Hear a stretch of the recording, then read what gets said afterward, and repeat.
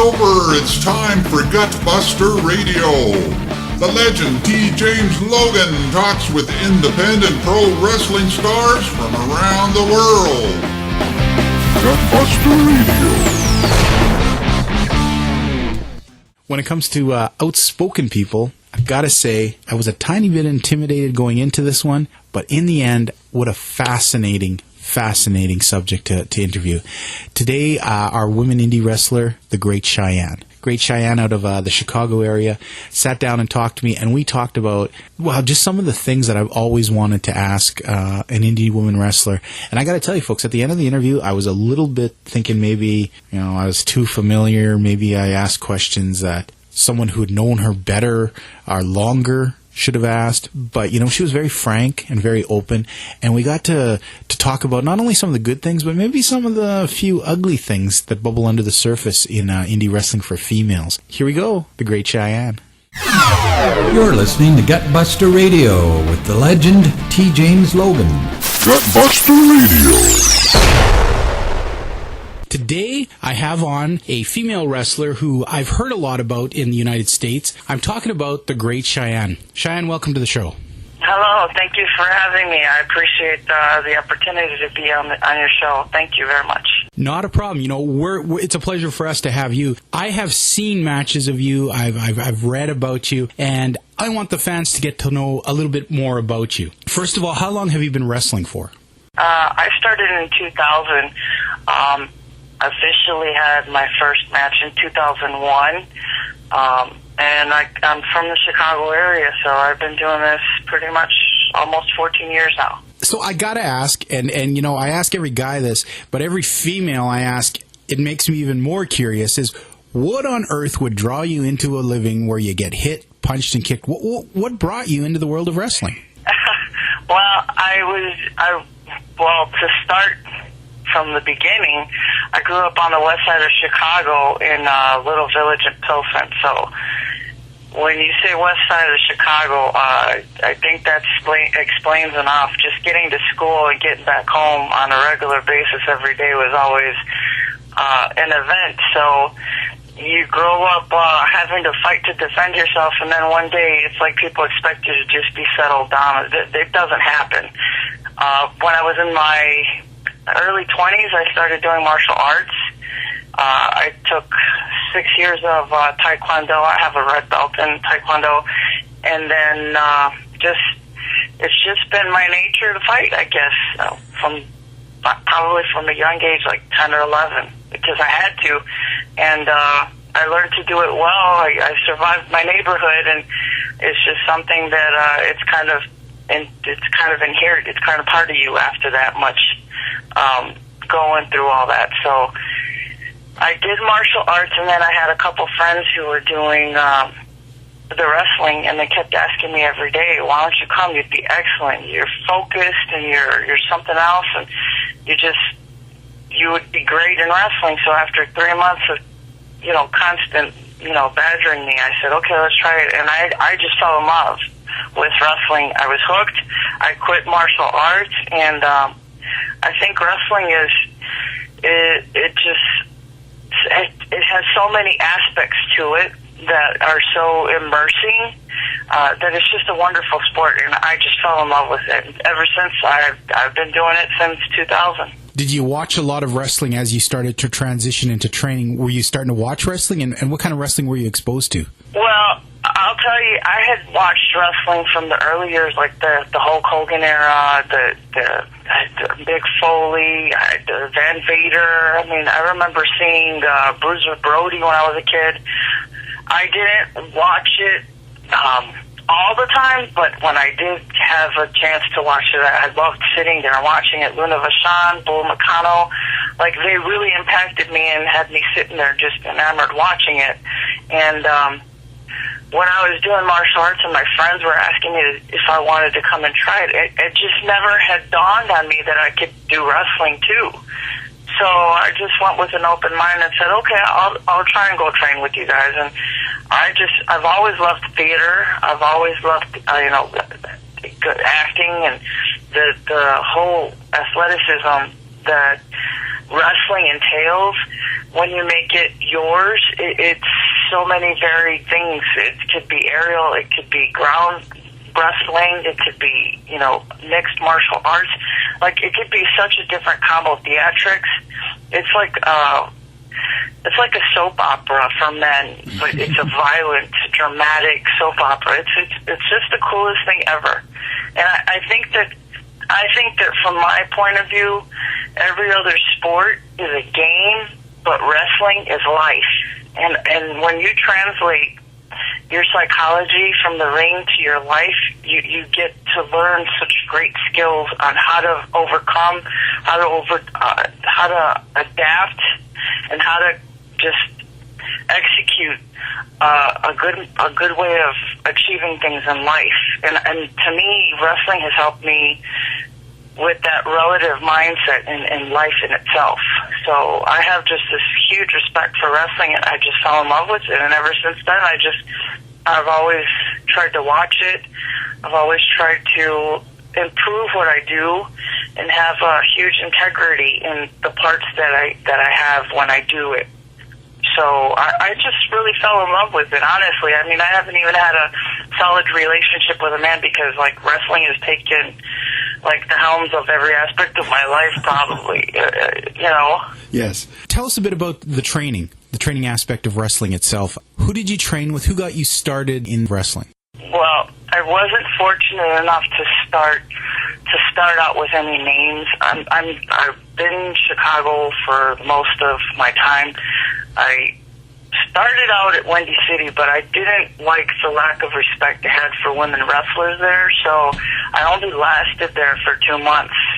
I met the great Malachi there, who is my stable partner, my tag partner, my trainer since I started out in wrestling. And we went from one Indy to the other, and unfortunately never had a solid, like a Harley race or like the Samoans, or I just went from Indy to Indy here in Chicago and made the best of it. As I started to travel, though, what happened was, instead of just Malachi training me, it was also people we would run into. Like, I had a great opportunity for like 8 months to train with the people at NWA on Fire in the East Coast. And Bob Backlund was there every time I was there, and he would watch my matches, and he would coach me. We would go to the hotel, we would eat, and at the same time we would just talk about wrestling for a good amount of time.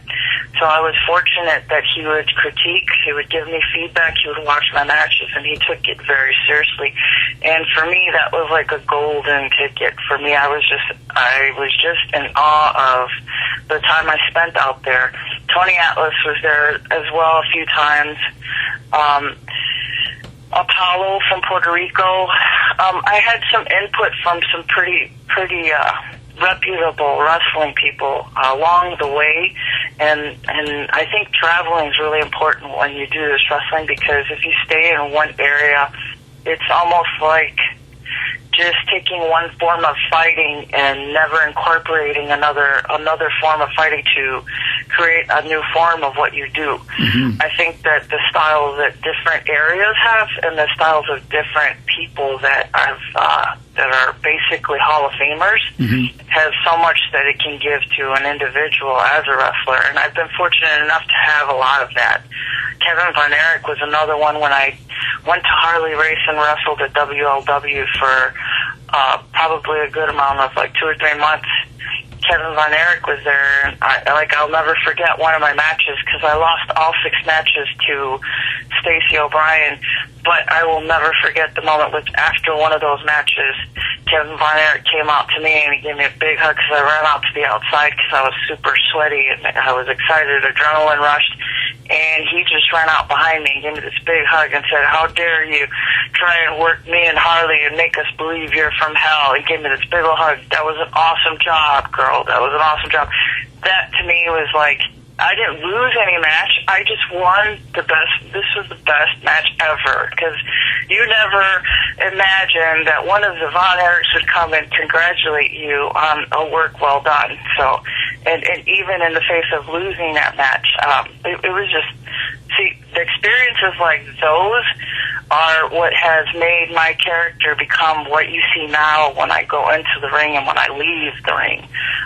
Even carried on to my personality as I carry myself in the locker room or when I go to a show and I interact with fans and such, because those are opportunities that when I started out wrestling, I never imagined I'd have as a professional wrestler, especially as a female wrestler. That's like a huge pat on the back. But you know what? I want to touch on something here you just talked about. As a female wrestler, one of the things I have noticed is it does seem to be a lot tougher for female wrestlers, especially in the United States, to get respect or to break out into any kind of promotion. I know you write articles and things about that, but tell me about your experience as a woman. Is it that much tougher for a female indie wrestler breaking into this business? I think for me, so I started in 2000. I think it was a very difficult, it's been very hard for me. I think if you have a good attitude, you make the best out of what you can, and you keep focusing on the goal. One thing I learned along the way is that talent can never be stopped. People will do whatever they can to stop you or to not push you or to not book you, especially if they don't think that you meet the criteria of the norm of what they try to streamline nowadays as a female wrestler. I don't look like your Barbie doll, so a lot of times that's a huge minus.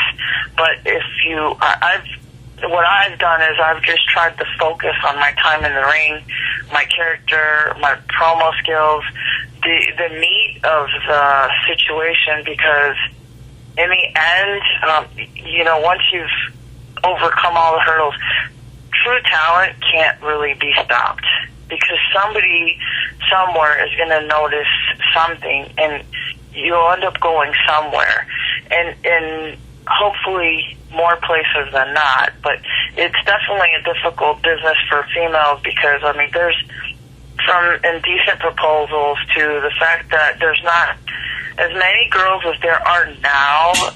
It's always hard to get girls, because a lot of the people in charge are men.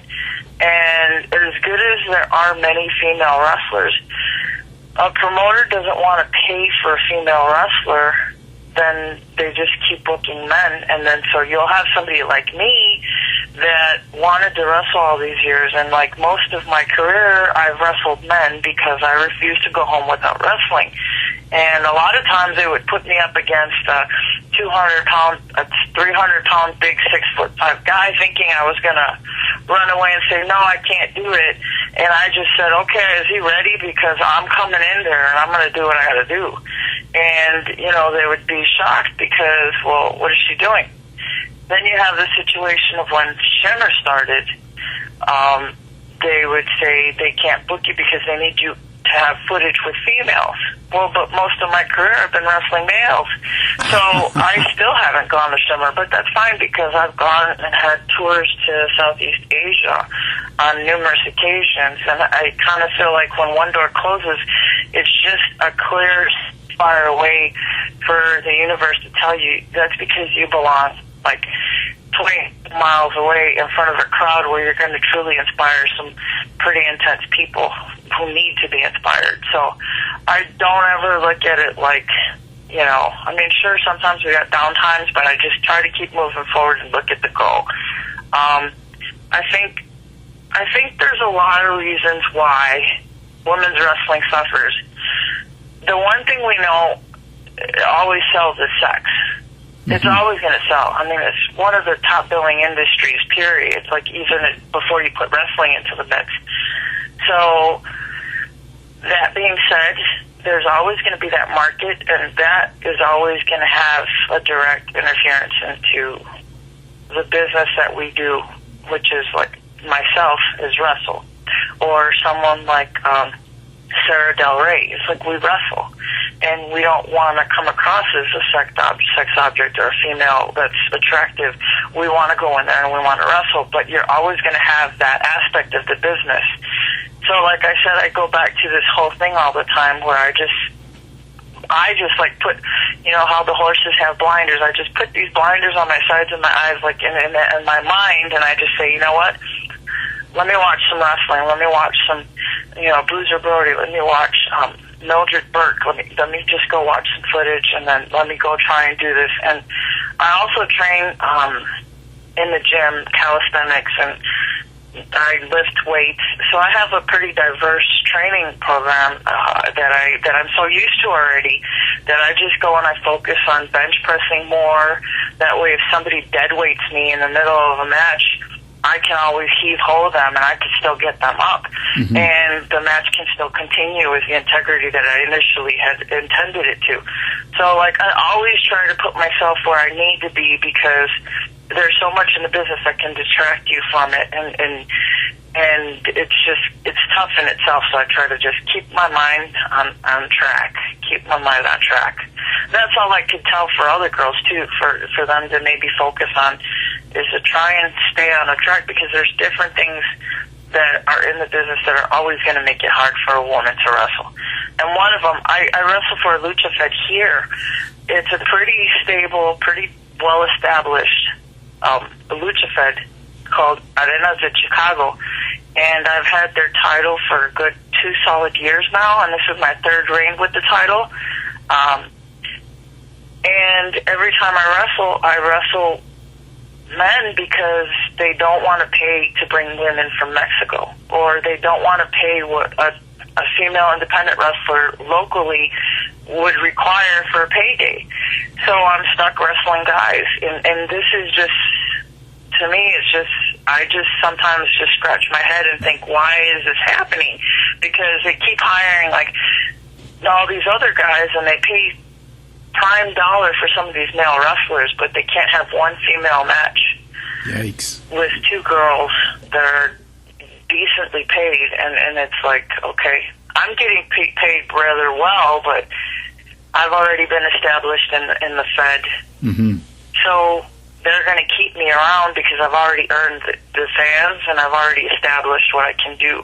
And I know the promoters and such, but even then, I can't accomplish to get them to book a female. So, and you know, I have nothing but respect for these guys, and at the same time, I'm also looking at it from the female wrestler, and I'm frustrated because so many times we can't get girls to come and wrestle because of the payday. You know, you touched on something interesting to me, as a conversation I just recently had with someone involving the WWE's female division and the TNA female division. And I remember them saying to me recently that they heard they'd signed some new girls that were good wrestlers, and they thought, oh, maybe this will really, you know, get some wrestling going. But I find myself very frustrated with them because they may start off with that intention of, okay, we have a few good female wrestlers, we're going to have some really good wrestling. And it seems to last, like, I don't know, a month or 2, and then it's back to bra and panty matches and ridiculous things that just really bore the crap out of me and makes me think, there are these ladies who are trying so hard to train themselves to do such great work, and then, you know, they start off great, and then they're reduced to high-paid fluff. And it's like they have these great characters. Like, I know Alpha Female. I know Lady Tapa. They had a couple matches in TNA, or maybe one, and Lady Tapa had a year's run there. But I don't feel like they used her properly, or like Tamina Snuka and Natty Neihart. I don't feel like they used them properly. Mm-hmm. It's pretty stressful. And now they've had Sarah Del Rey training their women. Sarah Del Rey, she's a good wrestler. I still don't see the product of those moves. Mm-hmm. So, I mean, the result of those actions. So it's pretty stressful. Well, I've got to ask. It's pretty stressful because mm-hmm. you have I'm sure I'm not the only female wrestler that dedicates her life to.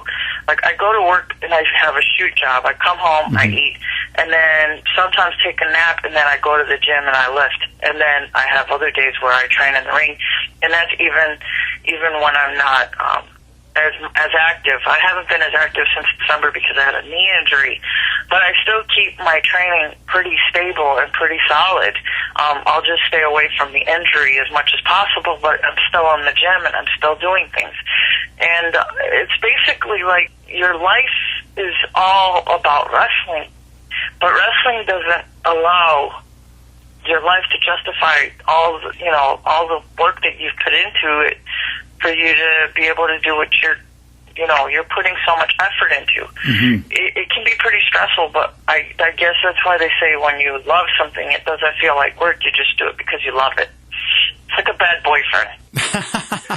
You just made me think, as a lot of times I end these interviews, I always say to whoever I'm interviewing, I always say, well, what is your, your future goal? And basically, 100% of the time, everyone's future goal is, especially male wrestlers, is to get to the WWE or to get to TNA. But I always feel reluctant to ask that when I deal with female wrestlers who are very dedicated to their craft, because that answer sometimes can't be really what they want, because the WWE doesn't really offer the platform for what you do. I mean, that's got to be a little bit depressing to know that you could work your butt off so hard to be such a great ring technician, to hone your craft, to know that you're going to be reduced to running around in your panties and a bra with a pillow down the line. And I've known some girls that don't actually, if they think they have a chance, they don't actually jump at it because they don't want their character to be reduced to that. The love of wrestling to be gone because that's what they're doing. I find that very sad in this world. I wish there was a bigger platform that women could achieve up to, but sometimes it doesn't seem it's really there. Right. I so many times when I play the lottery tickets, I always say, if I win, I'm going to change women's wrestling. I think a lot of fans who are true fans of women's wrestling think the same. It would be nice to have I kind of appreciate a group like Shimmer. I mean, they're not as giant as the WWE, but it's at least nice to know that there are some platforms out there to highlight women as women wrestlers. Right, exactly. And it's fortunate that when I started, they weren't there, but now you have WSU, you have Shine, you have Shimmer, and then you have the promotions in Japan. So and then you have Bellatrix in the UK. So you have more to work with. Mm-hmm. It's still very difficult, but at least now there are those platforms. Whereas to when I started, they weren't there.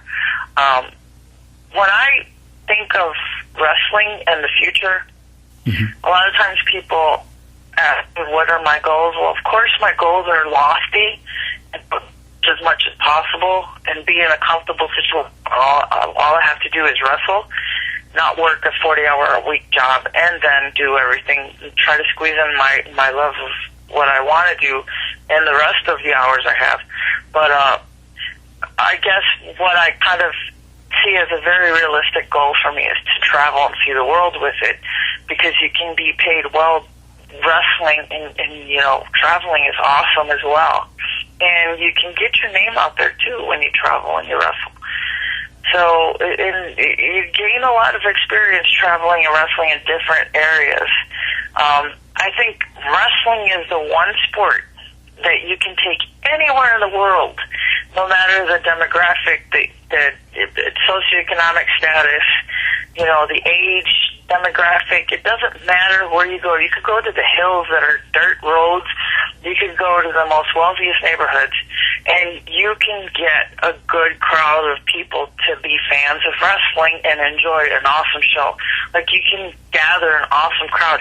I don't think that there's any other sport, in my opinion, that can do that. That is true. That is true. So, yeah, I just, to me, it's the most universal and the least respected, so. Unfortunately true, too. I feel a little bit bad at the moment now, because I've realized, the whole intent here was for people to get to know you a lot more, and I hope I didn't sidetrack us with a lot of, but this is just fascinating stuff you've been talking about. And I got to say, it's really given me a lot more, even more respect for you. Oh, well, thank you. I think it's just my love of wrestling, and, when you get two people together that really have a passion for the same thing, I think they only both ultimately will end up with more respect for each other, because they have that common factor that's so unifying. Well, you know what? Before we eat up all the rest of the time, let's get the fans to know you just a little bit more. The Great Cheyenne, when somebody comes out and sees her fight, what do we see? You see a battle axe from hell that runs the devil, hairy and tired and haggard, and she calls the shots. She does what she wants, and she runs through whomever she has to because she's going to take the win. I think right now would be an awesome time to hear a promo from the Great Cheyenne. This is the Great Cheyenne, and you're listening to Gutbuster Radio. You need to go to the Facebook page from the second row, and you need to do it now or else you're going to hell. Nice, nice. Well, you know what? You think what? I think that's the winner. That is the winner, okay. If fans want to see more matches, do you have stuff available on YouTube? Yes, I do. There's two channels. If you go to Great Malachi's YouTube channel, you can Google that, or you go to the Great Cheyenne's YouTube channel. We have stuff on both channels. Excellent. If you just Google the Great Cheyenne Wrestler, because obviously the Great Cheyenne is a Native American tribe. Just Google the Great Cheyenne, then everything will come up. Just click on videos, and you'll see our YouTube channels, which I think there might be 3 of them. Okay. Now, second question is, if I am a promoter and I want to book the Great Cheyenne, how do I get a hold of you? You can get a hold of me on my Facebook page, The Great Cheyenne, or LA Great Cheyenne, La Great Cheyenne. I also have the Twitter page, which is at the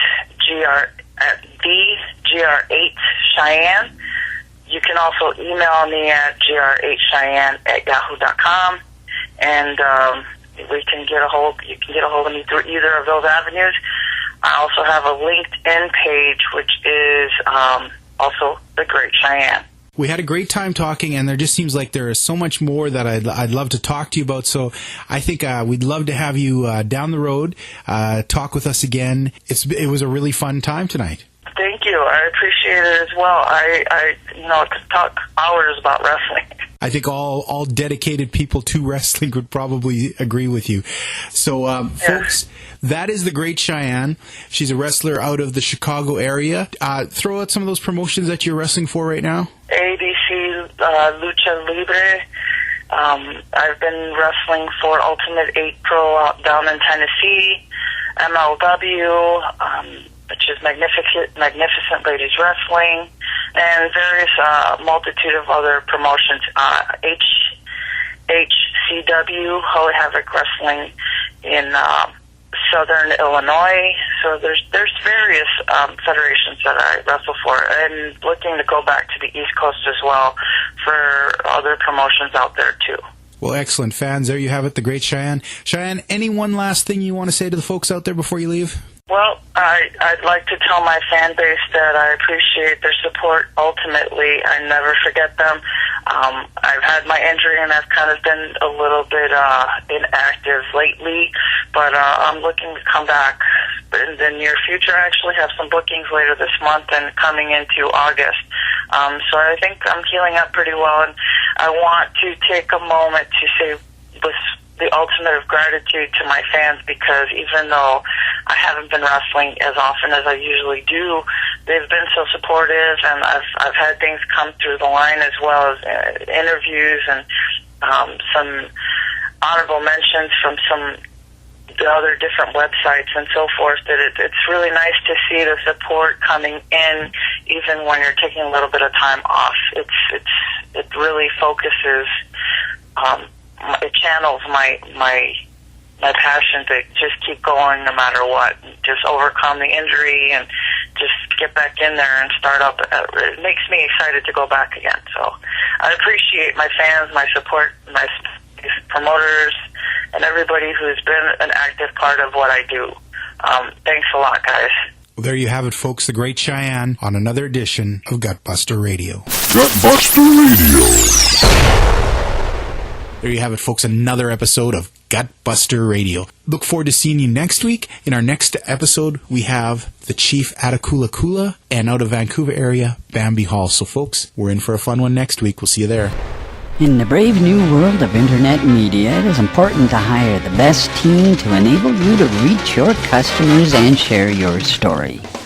Starting at the planning and development stage and working through to the finished product, Brass Media Canada uses the latest and leading edge technology and the top talent in their field to bring your message to the internet.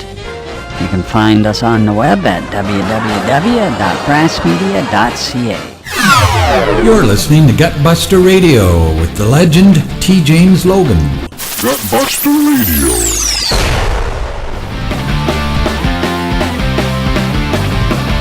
Gutbuster Radio is produced by From the Second Row Productions.